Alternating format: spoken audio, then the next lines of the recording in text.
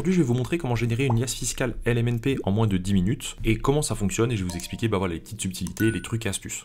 Donc dans cette vidéo, qu'on soit très clair, je vais vous présenter notre logiciel LMNP.ai. Donc c'est une vidéo qui est certes promotionnelle, mais pas que. L'idée c'est que je vous montre un petit peu les trucs et astuces, à quoi ressemble une liasse fiscale, comment ça fonctionne, et puis aussi que vous voyez comment ensuite reporter dans votre impôt votre résultat. Parce que la question peut se poser de ok, j'ai fait ma liasse, mais comment je fais ensuite? Donc nous sur notre site, on est donc spécialisé sur le meublé pour ceux qui ne connaissent pas. On a deux offres, expert comptable ou autonomie. Expert comptable, comme son nom l'indique, c'est simple, il y a un expert comptable qui va signer votre liasse et qui va s'occuper de calculer vos amortissements et optimiser votre fiscalité selon ce qu'il est possible de faire, c'est-à-dire selon les informations que vous allez donner. On ne va pas utiliser des amortissements de manière forfaitaire, on va essayer d'aller justement chercher le détail pour optimiser pour vous et que vous ayez moins de résultats, donc moins d'impôts. L'offre autonomie, on vous fournit le logiciel, un libre accès, et vous pouvez vous-même calculer vos amortissements, vous-même faire votre déclaration, vous faites tout seul. Notre logiciel génère une liasse et ensuite c'est envoyé aux impôts, et vous avez votre PDF d'aide à la déclaration. Donc la différence, c'est que l'un, vous ne faites pas les amortissements, et c'est un expert comptable qui va signer votre liasse et prendre sa responsabilité juridique. L'autre, c'est que vous calculez vous-même vos amortissements et personne ne prend la responsabilité. Donc en cas de contrôle, c'est à vous de fournir les documents ou tout simplement de fournir les explications sur les calculs que vous avez choisis. Donc pour ce faire, vous avez juste à aller sur Essayer gratuitement, ce qui vous permet de tester notre outil. Donc là, vous rentrez ensuite votre nom, prénom, mail, etc. Moi, j'ai déjà fait. Là, vous choisissez donc, bien évidemment, vous vérifiez que vous êtes au régime réel, puisque si vous n'êtes pas au régime réel, du coup, au microbic, vous n'avez pas de liasse fiscale à faire. Et ensuite, vous choisissez l'offre qui vous convient. Donc, on peut, pour l'exemple, prendre ici la partie expert comptable, donc je vais vous montrer à quoi ça ressemble. Je précise juste que pour les personnes qui sont déjà dans un cabinet de comptabilité, vous pouvez cliquer ici sur offre de reprise. Vous avez un forfait de 90 € à payer une fois. Vous nous fournissez les anciennes liasses de votre ancien cabinet. Un conseiller à nous va ressaisir et puis tout réintégrer dans le logiciel. Et ensuite, du coup, vous pouvez être client chez nous. Donc ça vous permet de profiter de nos tarifs, puisqu'on a des tarifs qui sont exceptionnellement bas. Je crois même qu'on est les moins chers du marché. Voilà, donc là pour l'exemple, je vais prendre l'offre expert comptable. Donc je clique sur Essayer gratuitement et j'arrive sur mon dashboard. Bon, très bien. Donc là, on voit que je peux commencer ma déclaration. J'ai une step line, donc avec les différentes étapes. Et sur la gauche, on voit qu'il y a des menus qui sont verrouillés. C'est très facile, on commence. Je prends du coup Sirène. Ici, je dois saisir mon numéro de sirène. Évidemment, si je ne l'ai pas encore, je vais cliquer sur créer mon numéro sirène et ça va ensuite nous rediriger vers la création d'un numéro sirène. Donc toutes les personnes qui n'en ont pas, il faut penser à en faire un, sinon vous ne pourrez pas faire votre déclaration et pas être en conformité. Au niveau du numéro de sirène, je vais prendre un exemple, je vais prendre le mien en perso. Voilà, donc là je le saisis, c'est directement automatiquement, retrouve les informations directement avec l'API qui est reliée au fisc. Et on voit qu'ici c'est mon entreprise individuelle. Donc comme je suis aussi auto-entrepreneur à côté, et je ne fais pas que du meublé, on voit que donc c'est ma raison sociale, ma date de début d'activité qui est en 2017. Donc ça, c'est bien ma date de début d'activité en tant qu'auto-entrepreneur. Par contre, pour l'exemple que je vais vous montrer aujourd'hui, on va dire que j'ai commencé mon activité le 1er janvier 2023, puisque là, on déclare l'année 2023. La date de clôture, c'est au 31/12. Ça, c'est assez facile. C'est ce que j'ai renseigné sur l'INPI quand j'ai fait ma création de sirène. Il y a des personnes qui, pour des raisons... Alors, franchement, LMNP, j'ai jamais vu l'intérêt, mais il y a des personnes qui, pour des raisons fiscales, peuvent dire, moi, je fais ma comptabilité du 31 août au 31 août de chaque année. Bon, bref. Dans 99% du temps, c'est 31 décembre. J'ai oublié le pays. France, voilà, valider mon sirène. Là, on voit que c'est validé et j'ai le menu exploitant qui se déverrouille. Donc ici, on me demande si je suis en indivision ou en mono exploitant. Donc là, moi, c'est déjà sélectionné mono exploitant, donc je laisse. Ensuite, je vais aller saisir mon mail. Donc là, je vais mettre un test fictif, peu importe. Mon téléphone. Voilà, et puis ici, je vais mettre un numéro au hasard. Sauvegarder. Très bien. J'ai donc ensuite le troisième menu qui se déverrouille, logement. Donc là, on me propose donc d'ajouter un logement. Ensuite, je vais créer un libellé, donc je vais l'appeler par exemple logement test. Ouais, vous pouvez marquer par exemple vous logement Paris, logement Marseille, enfin peu importe ce que vous utilisez. Est-ce que vous êtes en pleine propriété, c'est-à-dire vous êtes propriétaire classique, est-ce que vous avez l'usufruit ou est-ce que c'est une sous-location? Moi c'est pleine propriété, date d'achat on va dire que je l'ai acheté. Alors je peux très bien l'avoir acheté, c'est souvent qu'il y a des doutes justement qui subsistent à cet endroit-là. Je vais faire des vidéos dédiées. En fait, si jamais vous êtes en train de faire votre déclaration, sachez que je vais bientôt préparer des vidéos dédiées pour chaque page. Mais globalement, je peux très bien avoir acheté mon logement peu importe, 25 mai 2012. Et la date d'apport à l'actif, du coup, c'est la date à laquelle je l'ai amené dans mon patrimoine pour faire de la location meublée. Donc là, en l'occurrence, ça ne peut pas être avant ou après le 1er janvier 2023, puisque je n'ai qu'un seul appartement, et mon activité a commencé le 1er janvier 2023. Donc ça veut dire que jusqu'au 31 décembre 2022, soit j'habitais dedans, soit il était loué en nu, soit c'était une résidence secondaire, et c'est seulement à partir du 1er janvier, soit que j'ai commencé à le louer, soit que j'ai commencé à le meubler, soit que j'ai commencé éventuellement des travaux pour ensuite le mettre en location meublée. C'est en fait à partir du moment où vous agissez dans le cadre du LMNP, voyez. La subtilité n'est pas forcément simple à comprendre, mais si par exemple, là sur 2023, je pourrais très bien être un peu long pour faire mes travaux, et puis avoir mis plus d'1 an à faire mes travaux, donc je l'ai apporté à l'actif, parce que je commence à travailler dessus en 2023, mais si je suis lent dans mes travaux, je vais pas le mettre en location avant peut-être le 1er février 2024. Donc sur 2023, je vais faire une liasse à vide, entre guillemets, où je n'aurai pas de recettes, je n'aurai que des charges, les travaux que j'ai fait. Donc ça peut arriver. Prix d'achat, on va mettre 100 000 €, peu importe, on va prendre numéro de rue. Est-ce que mon logement est classé? Donc est-ce que il porte un organisme, est-ce qu'il y a un organisme qui l'a classé? Donc ça c'est simplement après nous dans le calcul des impôts qu'on a besoin de savoir ça. C'est uniquement, comme vous êtes au réel en fait, le fait que ça soit classé ça va pas changer grand chose, c'est uniquement pour calculer votre régime éventuellement social si vous dépassez les 23 000 € de recettes en saisonnier. Voilà, c'est juste pour cette raison. Donc là on retrouve bien mon logement qui a été créé ici, si j'ai fait des erreurs je peux le modifier. Un point très important que j'ai oublié de vous dire, c'est que comme moi, ma date d'achat a été du coup en 2012, et que ma date d'apport est en 2023, c'est-à-dire que je l'ai passé à ce moment-là en meublé, la valeur que j'ai indiquée ici, c'est la valeur vénale de mon logement, c'est-à-dire c'est la valeur qui vaut en 2023 au moment du passage en meublé. Si j'avais acheté l'appartement au 1er janvier 2023, j'aurais mis la valeur d'achat de l'appartement, puisque j'aurais pas pu dire bah oui l'appartement vaut plus, bah non, je viens de l'acheter à un certain prix, c'est qu'il vaut ce prix-là, il vaut pas plus ou pas moins. Mais comme là je l'ai acheté en 2012, je peux très bien l'avoir acheté 80 000 € en 2012, et puis bah avec l'inflation ou la prise de valeur du marché ou de la ville dans laquelle il est, ça peut très bien valoir maintenant 100 000 €. Si vous ne savez pas comment évaluer votre bien, c'est très facile, vous pouvez aller sur Meilleurs Agents, faire une simulation complète, ou alors tout simplement vous regardez sur le Bon Coin les appartements similaires. Ne vous inquiétez pas, vous n'allez pas être contrôlé ou avoir le fisc sur le dos si vous vous trompez de 1000 ou 2000 €. Ça reste une estimation, personne n'est vraiment jamais ultra précis. Mais il ne faut pas mentir ni à la hausse ni à la baisse bien évidemment. Ensuite, on va aller dans amortissement. Donc là dans amortissement, on va tout simplement, comme on est en offre expert comptable, on va pas calculer nous-mêmes les amortissements. On va aller directement donc dans information générale et renseigner les différentes options. Donc type de logement, est-ce que c'est un appartement, une maison, un immeuble? Si on vous pose toutes ces questions, qui peuvent être un petit peu contraignantes à la saisie, ça j'en suis conscient, c'est tout simplement parce que c'est ce qui nous permet d'avoir de la matière pour optimiser votre fiscalité. Typiquement, si vous donnez pas de contexte, pas de détails, bon, bah nous on va se dire, ok, le composant gros œuvre, on sait pas, donc si on sait pas dans quel état il est, de quand il date, si c'est en bon état, si c'est neuf, si c'est tout ça, on va pas pouvoir réduire vos durées d'amortissement comptablement, alors que si vous dites, bah oui, moi j'ai acheté un appartement, mais il est dans un immeuble vraiment vieillot, donc forcément on va pas amortir le composant sur 75 ans, mais peut-être que sur 25, 35, 45 ans, selon l'état que vous allez renseigner. Et du coup, c'est très important de le savoir parce que au niveau de la fiscalité, plus les amortissements sont courts, plus ça vous fait des charges comptables, et donc moins vous avez de résultats, et donc bah, moins vous payez d'impôts. Et donc c'est ce qui permet souvent de ne pas payer d'impôts pendant plusieurs années. Alors bien évidemment, nous on fait selon le réel, on va pas aller au-delà de la loi ou aller au-delà de l'entendement, ce serait complètement déraisonnable et puis ce serait des gros risques, on n'optimise pas la fiscalité à tout prix, mais avec de la matière, on peut se conformer à la loi et en même temps optimiser votre fiscalité. Voilà pourquoi on vous demande tout ça, et que beaucoup de sites ne demandent pas ces informations, et c'est dommage parce que du coup c'est pas forcément des amortissements qui sont corrélés à la réalité, et peut-être que vous avez trop ou pas assez payé d'impôts du coup par rapport à ce qui a été fait. Alors il faut remplir les informations générales d'abord, donc on va dire que moi c'est un appartement qui fait 50 mètres carrés.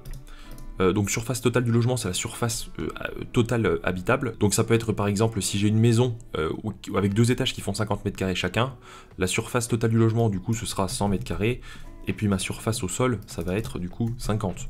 Ça c'est pareil, c'est pour optimiser le calcul de la valeur terrain qu'on vous demande tout ça. Donc là en l'occurrence moi c'est un appartement donc je laisse 50-50. Année de construction du bien, on va dire qu'il a été construit en 2000. Typologie T2. Et je suis en copropriété. Donc là on demande les tantièmes, pareil ça c'est pour optimiser la valeur de votre terrain. Beaucoup de cabinets comptables mettent un forfait à 15% ou 20% de valeur terrain. Non, en fait on a déjà fait des vidéos sur le sujet sur la chaîne si vous voulez les regarder, mais dans la réalité, si jamais vous achetez, vous avez un appartement qui fait 40 mètres carrés, mais que votre tour d'immeuble elle fait 25 appartements, 40 mètres carrés au sol, même si c'est dans une ville qui est chère, ça ne représentera jamais que finalement très peu de valeur s'il y a 25 étages empilés les uns sur les autres, vous voyez? Donc ça c'est pareil, c'est des pistes d'optimisation qui sont légales et conformes. Donc tantième, on va dire que j'ai 100 tantièmes sur 1000. Voilà, j'habite au 3e étage sur 10 étages, par exemple. Ensuite, ça c'est rempli. Immobilier, donc là on va remplir le gros œuvre. Donc dans quel état est-il actuellement? Bon, moi on va dire qu'il est dans un état moyen, c'est-à-dire voilà, il est ni neuf ni récent, c'est 2000, ça a pris un peu la pluie, etc. Ce composant n'a jamais été rénové depuis sa construction. Et là on coche la case, bien sûr, je certifie que les informations sont conformes. Les réseaux, électricité, plomberie, on va dire qu'ils sont dans un bon état. Je ne sais pas s'ils ont été rénovés, donc depuis la construction. Je ne pense pas. Étanchéité. Donc on va dire que l'étanchéité, donc ça c'est les fenêtres, hein, ça va être fenêtres, portes, tout ce qui est ouverture en fait. Donc on va dire que c'est dans un bon état aussi. Ça n'a jamais été rénové. Ok. Et puis on va remplir l'aménagement intérieur. Alors on va dire qu'il est dans un, bon état et que ça a été rénové pour la dernière fois en 2008. Alors si vous ne savez pas, vous ne savez pas, hein. Mais si vous savez, bah, ça permet d'avoir plus de matière et donc d'être plus précis. C'était une rénovation qui était partielle. Les personnes n'ont refait que le parquet et puis la peinture. Voilà, la toiture, on remplit ici, donc elle est dans un bon état. Ça n'a jamais été rénové à ma connaissance, je valide. Voilà, ensuite on a les meubles. Donc meubles, on va tout simplement ici aller ajouter une pièce. Donc on va faire par exemple salon. On ajoute ici un meuble, donc je vais mettre canapé. Date d'apport à l'actif, toujours pareil, ça va être soit la date d'achat, comme c'est indiqué dans la petite infobulle, donc soit la date d'achat, soit sinon ça va être le moment où je l'ai amené. Donc si par exemple je l'avais déjà chez moi ou dans mon garage, eh bien c'est le moment où je l'ai passé dans mon patrimoine professionnel, entre guillemets, puisqu'il n'y a pas de... c'est pas vraiment un patrimoine professionnel, mais on se comprend. Donc moi je vais dire que ça, le canapé, je l'ai acheté que le 25 janvier, malgré le fait que j'ai apporté l'appartement au 1er janvier à l'actif. Prix d'achat. 1700, c'est un beau canapé, et du coup il était neuf quand je l'ai acheté. Voilà, donc là je peux fournir mon justificatif d'achat.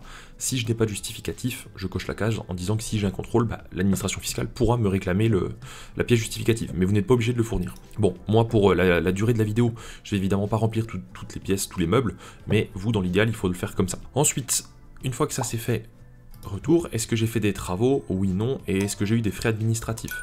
Alors, les travaux, c'est pas très compliqué, on peut cliquer sur modifier, et on voit ici que on a plusieurs options, création de pièces supplémentaires, aménagement extérieur, intérieur, création de cave, etc. Donc vous choisissez là-dedans ce qui vous paraît le plus approprié par rapport à ce que vous avez fait. La date comptable, donc ça va être la date de paiement des travaux, donc soit la date d'achat des matériaux si vous avez fait vous-même, soit la date où vous avez payé les entreprises qui ont fait les travaux. Montant, c'est le montant, etc. Donc là, voilà, je ne vais pas en ajouter. Et pour les frais administratifs, ici, donc les frais administratifs, on en a deux, donc frais de notaire ou frais d'agence charge acquéreur. Donc par exemple, si on met voilà, frais de notaire, bon, dans l'exemple là précis, moi j'ai pas de frais de notaire puisque j'avais acheté mon appartement au mois donc on avait dit en 2012, donc je les ai déjà payés en 2012. Donc quand j'ai mis la valeur de 100 000 €, c'est tout simplement la valeur qui valait au moment où je l'ai passé à l'actif. C'est pas la valeur qui valait à l'achat, puisqu'on prend toujours la valeur de passage à l'actif quand on l'indique. Donc moi je mets pas de frais de notaire. Voilà, du coup, une fois que mes amortissements sont saisis, je clique sur valider mes amortissements. Voilà, et donc du coup, les amortissements donc sont validés, ils sont conformes et prêts à la transmission. Très bien. Ensuite, je vais donc aller sur recettes. Donc les recettes, c'est pas très compliqué, c'est qu'est-ce que j'ai gagné. Donc là, je vais mettre loyer hors charge locative. Je vais dire que j'ai encaissé, alors j'avais dit que mon appartement était peut-être pas loué, mais peu importe, hein, l'idée c'est que vous voyez. On va dire que je l'ai loué à partir, je sais pas, du mois de septembre, donc j'ai fait 4 mois de location, donc septembre, octobre, novembre, décembre, donc on va dire que j'ai 4 000 € de loyer hors charge. Date comptable, donc là on peut les mettre au 31/12 puisque du coup les loyers on n'est pas obligé de les rentrer tous les mois, hein. L'important c'est d'avoir les loyers sur l'année, et voilà, là j'ai pas de justificatif évidemment, on pourrait mettre les quittances de loyer en soi, mais bon, toujours pareil, là c'est en cas de contrôle donc il n'y a pas besoin.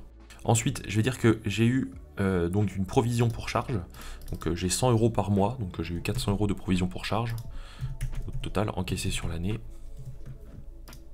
Voilà, ok, très bien, donc ça on est bon. Ensuite je vais remplir mes charges d'exploitation, donc là, alors je vais pas tous les remplir, mais il y en a une grande liste, donc on va avoir l'eau, l'énergie, internet, les charges courantes, les travaux de copropriété éventuellement, si j'ai eu donc des petites dépenses sur l'électroménager ou l'entretien-réparation, donc tout ce qui est dépenses de moins de 500 € hors taxe, je peux le passer en charge, si c'est supérieur, je dois l'amortir. Donc je le mets dans les amortissements. Donc voilà, on va avoir plusieurs choses. Donc moi, pour l'exemple, peu importe, on va mettre que j'ai eu tout simplement voilà, de énergie. On va mettre ici 500 €, date comptable. On peut mettre au 31/12. Si vous avez eu des factures d'EDF, parce que vous louez un Airbnb, vous pouvez mettre les différents paiements. Après, vous pouvez aussi sur l'année, du coup, mettre au 31/12 le total de ce que vous avez payé. L'un dans l'autre, en LMNP ou LMP, ça ne pose pas de souci. Voilà, ensuite j'ai mes charges financières ici. Donc je vais tout simplement avoir deux choses à rentrer. Le capital restant dû de mon prêt immobilier si j'ai un prêt, sinon je laisse à zéro. Donc moi on va dire qu'il me reste, je sais pas, 70 000 € à payer. Voilà, je valide. Et puis j'ai eu sur l'année des intérêts d'emprunt. Donc on va dire que j'ai eu pour, je sais pas, 1200 € d'intérêts d'emprunt. 31,12, hein, pareil, on n'est pas obligé de remplir tous les mois les intérêts. Et il y aurait l'assurance du prêt, bon, il y aurait d'autres choses en supplément. Usage personnel, j'ai pas utilisé mon appartement comme un usage personnel, c'est-à-dire que j'ai pas été habité dedans ou quoi que ce soit, donc je laisse vide. Ensuite, on arrive ici, on voit qu'on a du coup l'OGA à remplir. Donc avez-vous adhéré à un OGA? Oui, non, donc moi c'est non. Ici, on me demande donc mon statut LMNP ou LMP. Donc ça c'est facile. Pour ce faire, j'ai juste à remplir les revenus du foyer fiscal. Donc on va dire que moi sur l'année j'ai gagné, je sais pas, 50 000 € voilà, sur mon foyer fiscal. Je valide. Donc je suis bien LMNP, puisque dans tous les cas, mes recettes sont bien inférieures à 23 000 € et puis mes recettes meublées sont bien inférieures donc au niveau revenu de mon foyer fiscal. Donc les recettes proratisées sur l'année, ça fait 4 400. Alors pourquoi proratiser? Parce qu'en fait, comme la première année, du coup, vos recettes ont... Alors là, j'ai commencé au 1er janvier, donc ça pose pas de souci, puisque du coup, j'ai 365 jours. Mais une personne qui aurait commencé son activité au 1er juin, si elle a eu 10 000 € de loyer, comme elle a commencé à peu près à la moitié de l'année, bah, en fait, on doit mettre sur 12 mois l'équivalent de ce que vous avez touché sur 6 pour savoir combien vous auriez eu sur une année complète. Et c'est comme ça que le statut LMNP ou LMP est déterminé la première année. Voilà, donc là en l'occurrence ça pose pas de souci. Ma résidence fiscale, est-ce que j'ai d'autres revenus meublés? Oui, non, etc. Ensuite, régime social, bon bah j'ai pas besoin de m'affilier puisque je ne suis pas LMP et je n'ai pas non plus des revenus saisonniers qui sont supérieurs à 23 000 €, donc là on est bon. Ensuite TVA, est-ce que je suis soumis à TVA? Oui, non, très bien. Ensuite, j'arrive à l'étape du paiement. Donc là, on voit que je suis en offre expert comptable, j'ai un logement au total qui a été détecté, donc prêt à payer 249 € TTC. Ensuite, j'ai mon offre télétransmission que je vais vous montrer de suite. Voilà, donc là je viens de procéder au paiement, j'ai coupé évidemment sur la partie vidéo. Votre paiement a bien été validé et accepté, je peux désormais accéder au menu télétransmission. Donc ici, comme je suis en offre expert comptable, je vais avoir ma lettre de mission d'expert comptable qui doit être assignée, donc là je vais télécharger ma lettre, on la retrouve ici. Donc on est bien associé avec le cabinet C2AGS d'Avignon, qui s'occupe du coup de valider vos documents. Donc la lettre de mission se génère automatiquement avec votre nom, vos informations, etc. Voilà, donc là on retrouve toute la lettre. Et puis ici, du coup, je peux signer ma lettre de mission. Donc là je vais la signer, suivant. Donc renseigner une option, donc voilà, je vais mettre mon téléphone. Voilà, merci de renseigner le code reçu par SMS. Je signe ma lettre de mission. Ma lettre de mission, c'est bon, elle est bien signée, votre lettre de mission a été signée, ici le bouton passe en jaune. Ensuite, je peux transmettre du coup ma liasse à mon conseiller. Donc là, moi j'ai fini de faire ma saisie, ça va être d'abord envoyé à mon conseiller, donc c'est-à-dire que je vais avoir un conseiller LMNPI qui va vérifier mes informations, vérifier les justificatifs fournis, calculer mes amortissements, vérifier que les frais de notaire, bon si j'en avais eu, vaut mieux les passer en charge ou s'il vaut mieux les amortir, donc tout va être vérifié une première fois par un de nos conseillers. Donc là je vais cliquer sur transmettre ma liasse, oui. Voilà, donc là ça a été transmis, vous recevrez une notification à chaque étape du traitement de votre liasse fiscale, donc c'est en cours, et il y a à peu près un délai moyen à 3 à 5 jours ouvrés. Sur la partie gauche, on voit qu'on ne peut plus accéder à rien, puisque du coup, tout a été transmis.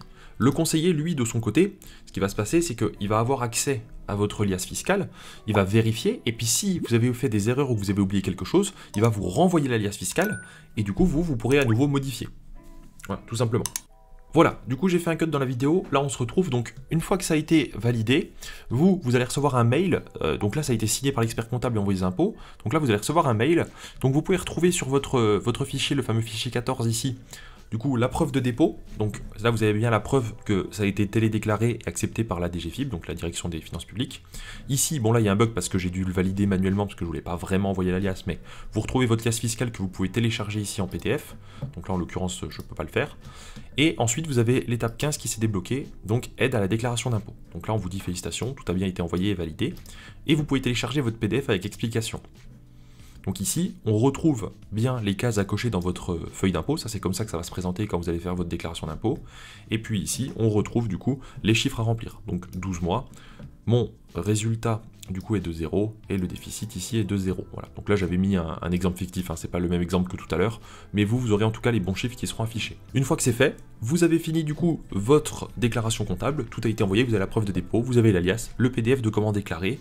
Et puis, il n'y a plus qu'à ensuite à déclarer dans vos impôts. Et l'année prochaine, à partir du 1er janvier du coup 2025, quand vous vous connecterez, l'année 2023 sera fermée, enfin clôturée, et vous pourrez à nouveau saisir l'alias 2024, enfin en 2025, c'est dire du coup l'alias sur les revenus 2024. Voilà, tout simplement. Si vous avez besoin de conseils ou quoi que ce soit, vous pouvez aussi bien évidemment nous demander des conseils. Vous avez ici un profil qui s'appelle, un petit menu qui s'appelle aide à la saisie. Donc du coup, vous pouvez ici directement prendre un rendez-vous de 30 minutes et c'est un conseiller qui va vous aider à remplir votre liasse en visioconférence. Donc c'est plus facile. Et puis vous pouvez aussi faire des simulations avec lui. Voilà, j'espère que cette vidéo vous a plu, qu'elle vous a permis de voir que bon, voilà, avec aujourd'hui les logiciels modernes et la technologie, c'est pas très compliqué de faire des liasses fiscales, hein, ça se fait assez facilement. Et puis, il faut quand même aujourd'hui toujours une petite intervention humaine, bien sûr, pour optimiser la fiscalité, avoir un contrôle et puis être en conformité, mais ça se fait. Si vous êtes nouveau sur la chaîne, n'oubliez pas de vous abonner, mettre un pouce bleu sur la vidéo pour donner du référencement, et puis j'espère vous voir tous très bientôt sur notre site. Je vous dis à très vite.